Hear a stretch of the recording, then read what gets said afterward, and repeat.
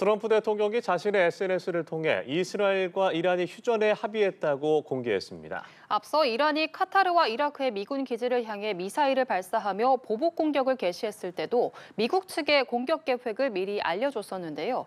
향후 사태가 어떻게 전개될지 박원곤 이화여대 북한학과 교수와 함께 짚어보겠습니다. 안녕하십니까? 네, 네, 안녕하세요. 어서 오십시오. 네, 이스라엘과 이란의 이 정말 긴장 속에서 지난 주말부터 어떻게 보면 미국이 이란의 본토를 타격할 것도 예상을 못했었고, 그리고 이렇게 전격적인 휴전 합의가 이루어질 것도 예상을 하기 좀 어려웠는데 그 배경에 대해서 좀 어떻게 생각하세요? 맞습니다. 과연 트럼프 미국 대통령이 진짜 군사 작전을 할 것인가? 네. 그것도 상당히 저도 의구심을 가진 건 맞습니다. 왜냐하면 트럼프 일기 때부터 트럼프 대통령이 대외 정책 운영하는 것을 보면 실질적인 군사 작전보다는 힘을 통한 평화라 해서 최대한 무력 시위를 하고 그것을 통해서 상대방으로 하여금 협상장에 나오게 하는 그런 상황이었거든요. 네. 그래서 과연 정말 그 이란의 핵심 그런 그 시설을 타격을 할 것인가에 대해서는 상당히 의구심이 있었는데 실질적으로 했고요. 결과론이지만 그만큼 트럼프 대통령이 자신감이 있었다. 그러니까 이게 결국은 이란이 표현이 좀 그럴 수 있습니다만 항복하다시피 해갖고 나와서 결국 휴전 합의까지 이루어진 거니까 자신이 결정한 군사적 타격이 이란한테 결정적인 그런 일종의 이런 항복을 받아낼 수 있다라는 그런 확신이 있었다라고 보는 게 맞겠죠. 예, 네. 지난 주말에 이제 미국이 이 포르도, 나탄즈, 이스파한 같은 이 핵시설을 타격을 했는데 이란 입장에서는 큰 타격은 없었다라고 주장을 했습니다만 이 상황을 봤을 때는 실질적으로 입은 피해가 좀 컸다라고 볼 수 있을까요? 그거를 많은 분들이 보셨겠지만 예. 피터 헤그세스나 된 개인 합참의장이 직접 그 전체 브리핑을 했죠. 그러면서 실질적인 거기에 피해의 정도를 이제 영어로 BDA라고 하는데 그것은 네. 며칠 시간이 걸린다. 근데 이미 언론에서 뭐 서구 언론, 특히 미국 언론에서 많이 얘기가 나오는데 예를 들어서 포드루 같은 경우에는 그 안에 이제 GBU 57 이제 여러분들 많이 익숙해진 벙커버스터 예. 같은 것이 구멍 3개에 각각 4개씩 들어갔다라고 얘기를 하거든요. 총 네. 12발이 타격이 됐다 하면은 그것이 보통 그 지하 60m까지 관통을 합니다. 근데 그 시설에는 지하 90m 밑에 있다 하더라도 3발이 한 군데씩 들어갔다면은 이것은 충분하게 영향을 줬을 가능성이 크다. 이것은 뭐 미국에서 나오는 언론에서의 평가인데요. 그러니까 이것도 결과론이지만 결국 이란이 뭔가 이런 합의를 향해 휴전을 향해 나왔다라는 것도 그만큼 자신들에게 적지 않은 피해가 있었다. 이제 그렇게 보는 것이 맞겠죠. 예, 앞서 이란이 카타르와 이라크의 미군 기지를 향해서 미사일을 발사하면서 보복 공격을 개시했을 때도 미국 측에 미리 알렸다고 했거든요.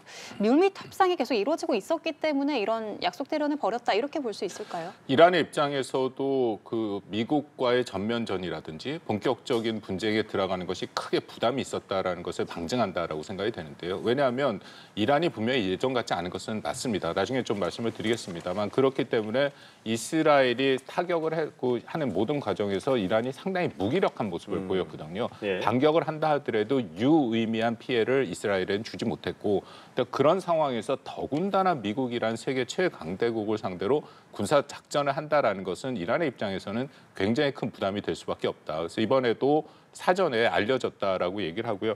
그것은 2020년에 뭐 기억하시는 분들 계시겠지만 그 당시에도 미국이 그 이란 혁명 수비대의 가셈 솔레이마니 사령관을 암살을 하지 않았습니까? 예. 거기에 대해서 이라크에 있는 미군 기지를 타격했었는데 그때도 사전에 알려줬습니다. 그래서 그때도 이제 일종의 약속 대련이 아니냐라는 얘기가 나왔고 뭐 들어오기 전에 보니까 뉴욕 타임스에서 위성 사진을 보여줬더라고요. 네. 그 이번에 카타르에 있는 공군 기지에도 보면은 항공기가 거의 없었습니다. 그러니까 사전에 알려줬기 때문에 충분히 대피가 됐고 거기에 대응할 수 있는 시간을 줬다.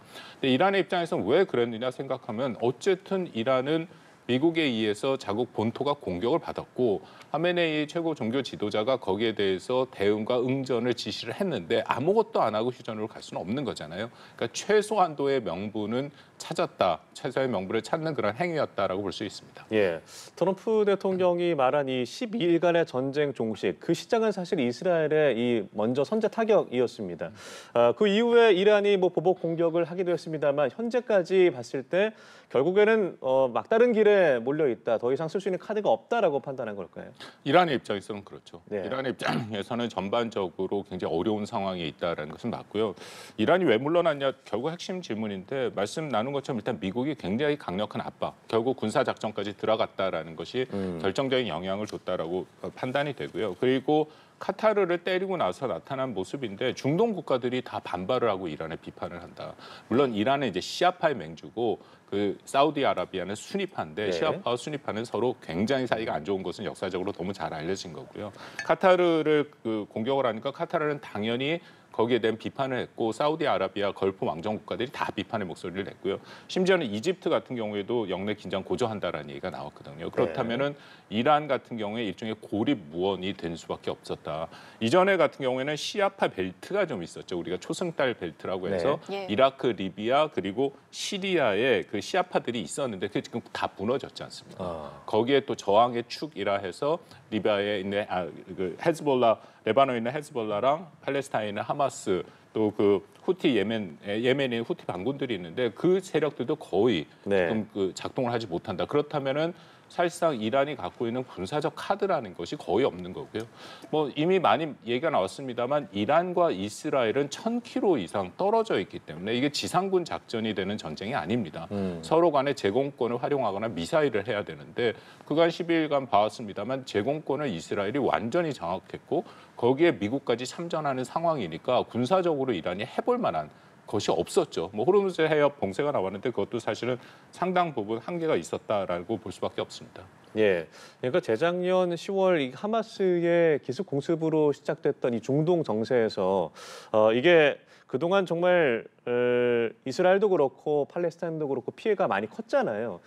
중동의 어떤 전쟁 자체가 이런 긴장이 종식이 될 정도의 휴전 합의라고 보세요. 변수가 뭐라고 보십니까? 글쎄 저는 그 가자 전쟁과는 두 개가 좀 별개라고 생각합니다. 네. 가자 전쟁에서는 그것도 뭐 사실 하마스가 이스라엘을 기습 공격해서 이스라엘이 거기에 대응을 했는데 굉장히 강력하게 대응해서 대규모 그 인재 같은 그 인도주의 재앙이 발생했죠. 네. 그거는 다른 거고요. 이번에 이란 사례는 뭘로 우리가 봐야 되냐면 이것은 비확산의 문제입니다. 핵을 개발하겠다라는 국가를 어떻게 막을 것이냐. 그래서 뭐 2015년에 당시 미국의 오바마 행정부가 이란과 핵 합의를 맺었죠. 그 JCPOA라는 핵 합의. 근데 그 핵 합의에 문제가 있었습니다. 그랬더니 이제 트럼프 대통령이 2018년에 그 핵 합의를 무효화를 했고, 근데 여전히 많은 사람들이 의구심이 되는 게 바이든 행정부가 처음에 출범할 때 다시 핵 합의를 복원한다 했는데 안 했어요. 예. 그리고 이제 트럼프가 등장해서 다시 핵 합의를 하는데 그 기간 동안 이란이 제재하에 있었던 것은 사실입니다만 또 나름대로 자신들이 핵을 개발하기 위한 여러 가지 작업들이 있었거든요. 그러니까 현재 상황에서는 미국의 판단도 그렇고 특히 국제원자력기구 IAEA 판단에도 보면 그 이란은 그 핵의 문턱에 서 있다. 그러니까 바로 핵의 보유 국가가 될 수 있는 문턱 바로 앞에 이게 거의 마지막 순간이라고 얘기를 하거든요. 왜냐하면 농축 우라늄을 계속 필요하다라고 이란이 얘기하는데 그래서 원자력 발전을 위한 농축 우라늄의 그는 5%를 넘으면 안 됩니다. 농축 정도가. 예. 근데 이란이 갖고 있는 건 60%고 IAEA 일부에는 83%까지 확인이 되거든요. 그게 90%가 넘어가면은 이것은 핵무기용입니다. 예. 그러니까 이란으로 하여금 미국이 계속 합의를 할 때 그 고농축 우라늄 시설을 다 공개하고 포기하라 했는데 그것을 끝까지 얘기를 안 들었거든요. 거기서 고민이 생긴 거죠. 이것도 합의가 안 일어나는데 여기서 어떻게 이 문제를 해결할 것인가.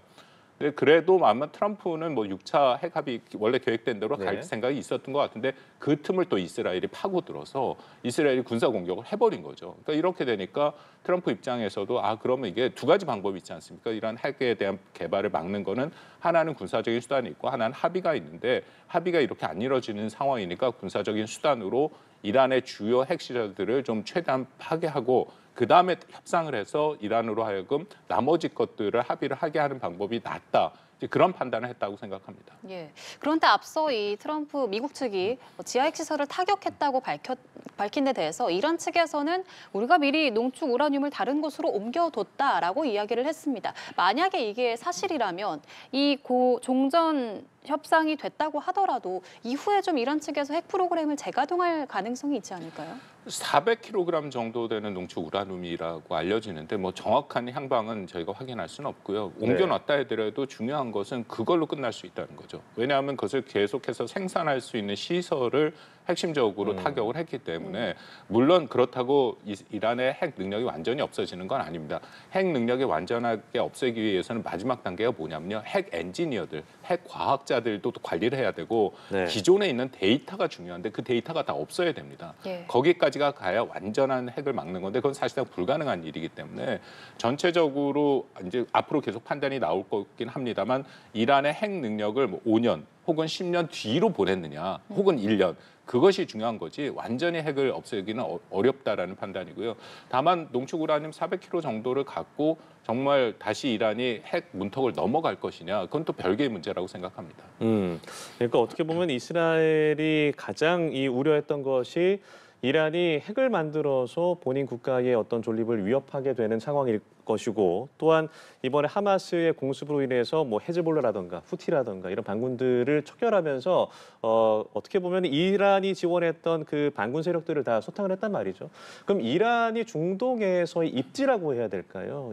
굉장히 축소가 되는 것인지 정권이 좀 위태로워지는 상황까지 가는 것인지 어떻게 예상해 볼 수 있을까요? 그 입지가 축소가 되는데 정권이 위태로워진 거랑은 조금 다른 별개라고 생각을 예. 합니다. 일단 정권이 위태로워졌다라는 게 기존의 이란은 신정 체제, 하메이니를 대표로 했는데 이란은 사실은 아랍의 걸프 국가보다 훨씬 개방성이 큽니다. 거의 대통령도 선거를 하고 의회도 선거를 네. 하죠. 물론 그 하베네이가 통치를 하지만 그 나머지 걸프 국가는 왕정이잖아요. 그런 선거가 없는 데고 이제 그런 면에서는 그 개방성이 큰 국가기 사실상 그러기 때문에 제재가 작동을 하는 거죠. 현재 그 이란 국민들 젊은 층의 20%가 실업에 있고 그리고 70년대만 해도 이란의 경제 그 규모가 전체 10몇 위 정도 했습니다. 근데 지금 120이거든요. 예. 그러니까 제재의 영향을 크다. 그래서 이번에 이란 대통령 같은 경우에는 어떻게든지 협상파이기 때문에 협상을 통해서 핵 문제를 해결하고 제재를 해제하겠다라는 거. 그게 이란의 기본적인 생각인데 네. 이것이 안 된다 하더라도 과연 이란 국민이 지금의 체제를 뒤집을 것이냐. 그건 좀 별개의 문제라고 생각합니다. 왜냐하면 하메네이가 인기가 없는 것은 맞긴 하지만 그렇다 하더라도 이란 국민이 하메네이를 끌어내리는 것은 모르지만 외부 세력에 의해서 특히 이스라엘에서 미국에 의해서 그렇게 하는 것은 이란 국민들이 전혀 수용할 수 있는 것은 아니기 때문에 네. 처음부터 어떤 체제의 근본적인 변화는 어려웠다.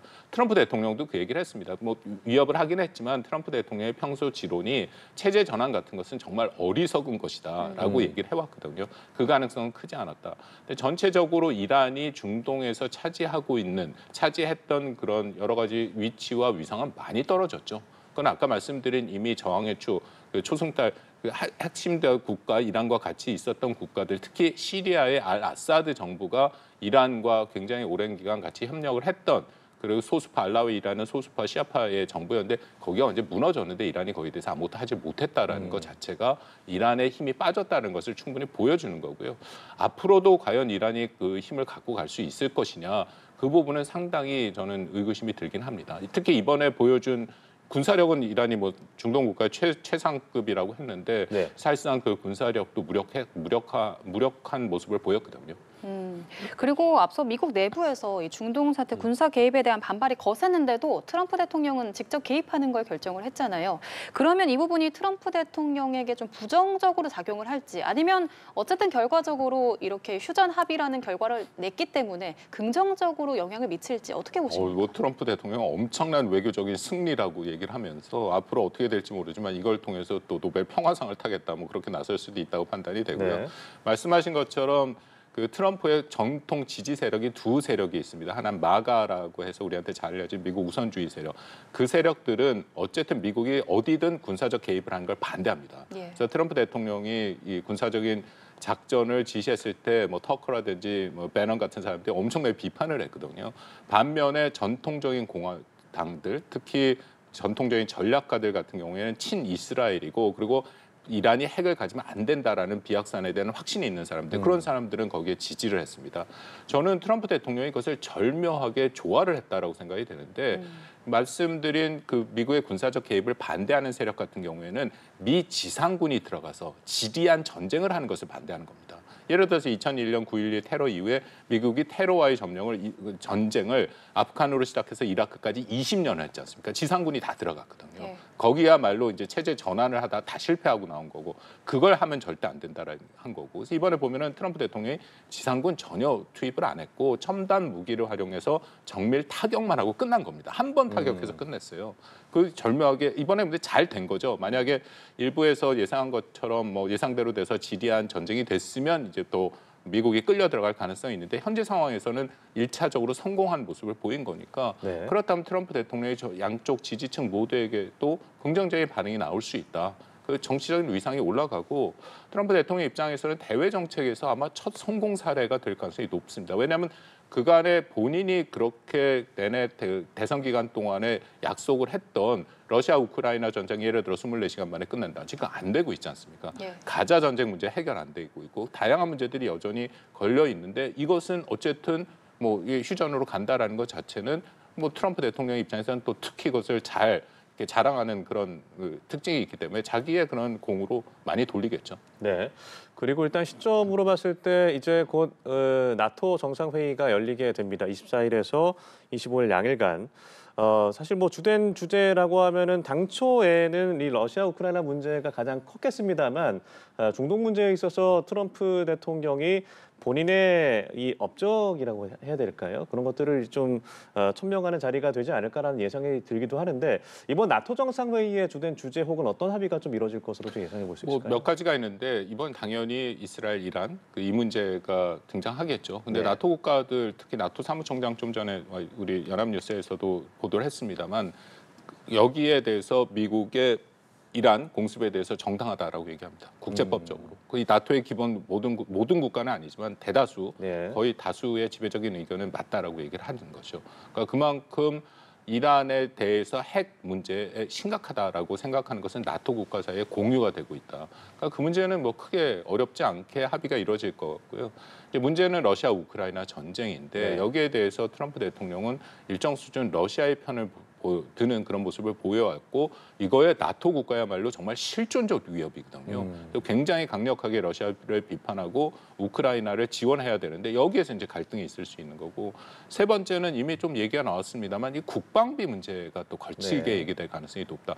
예. 지난번 일기 때도 혹시 기억하시겠지만 그때도 국방비 얘기하면서 나토의 분위기가 굉장히 안 좋았거든요.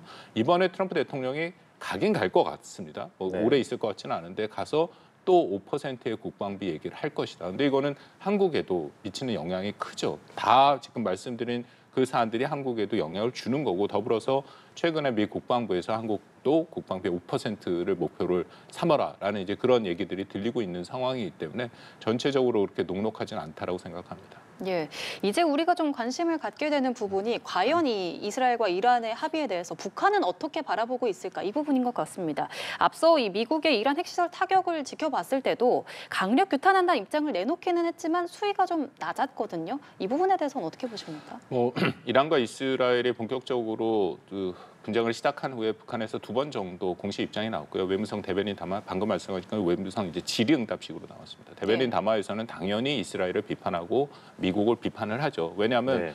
북한의 김정은은 2021년부터 이른바 신냉전 구도를 만들려고 합니다. 그것은 미국에 반대하는 그들의 표현하면 이제 자주 진영을 구축하는데 자주 진영의 핵심 국가가 당연히 북한을 중심으로 해서 중국과 러시아 거기에 이란이 들어오거든요.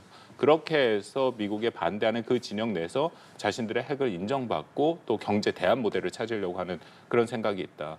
그렇기 때문에 뭐 당연히 이란 편을 들고 있고요. 근데 이번 사태를 보는 마음은 복잡해질 수밖에 없습니다. 첫 네. 번째는 아마도 이제 조만간에 북한에서 또 이런 입장이 나올 텐데 자신들의 핵의 정당성을 다시 강변하겠죠. 이란 같은 경우에 핵이 없으니까 미국이 군사적인 그런 타격이 가능했지만 북한은 그러기 때문에 핵을 가졌을 수밖에 없고 가져야 되는 충분한 이유가 있다라는 식의 그런 뭐 일종의 선전이 나올 가능성이 크고 또 하나는 속마음은 복잡할 겁니다. 왜냐하면 트럼프 대통령이 2017년에 기억들 하시겠지만 김정은을 굉장히 몰아붙였죠. 화염과 분노, 사실상 군사적인 타격만 하지 않았지만 최대 무력 시위를 했거든요. 아마 김정은은 그 생각이 들 가능성이 높다. 이번에는 실질적인 타격까지. 그렇다고 물론 미국이 뭐 북한을 타격할 가능성은 저는 없다고 보긴 네. 하지만 느끼는 압박감은 충분히 있다. 그렇다면은 올해는 아니고 내년쯤에는 트럼프가 이제 김정은을 만나자고 할 얘기가 가능성이 높은데 그럴 때 자신의 생각이 복잡해질 수밖에 없는 것이고요. 또 하나는 이란과 북한은 국제사회에서 비확산의 문제로 같이 늘 얘기되는 대상입니다. 예. 왜냐하면 둘 다 불법적인 핵을 개발하고 네. 있으니까. 그러니까 이런 상황에서 이란은 미국이 군사적인 옵션을 쓰면서까지도 그 핵을 개발하지 못하도록 했는데 과연 북한에 대해서는 어느 정도 수준을 할 것이냐. 그렇다면 우호적이고 북한이 원하는 수준으로 갈 가능성이 훨씬 낮아졌다라고 볼 수밖에 없거든요. 그렇다면 북한의 김정은에서는 굉장히 큰 부담을 느낄 거라고 생각합니다. 그럼 트럼프 이기에서 북한과 결국 대화하는 어떤 장이 열리는 상황이 벌어지는 것은 좀 쉽지 않다라고도. 아니요, 그 장은 있을까요? 아마 열려질 가능성이 예. 높고요. 왜냐하면 트럼프가 계속 얘기를 했고 김정은 입장에서도 물론 2018, 19 같은 형태로 되지는 않을 거고 최소한의 조건을 내세우면서 하긴 하지만 그런 장이 열릴 가능성이 있다고 보는데요. 거기서 뭔가 합의를 도출하기는 저는 쉬워 보이지는 않습니다. 네, 알겠습니다. 정말 전격적으로 합의에 이른 이스라엘 이란 전쟁과 더불어서 북한 얘기까지 나눠봤습니다. 지금까지 박원곤 이화여대 북한학과 교수와 자세한 내용 다뤄봤습니다. 고맙습니다. 고맙습니다.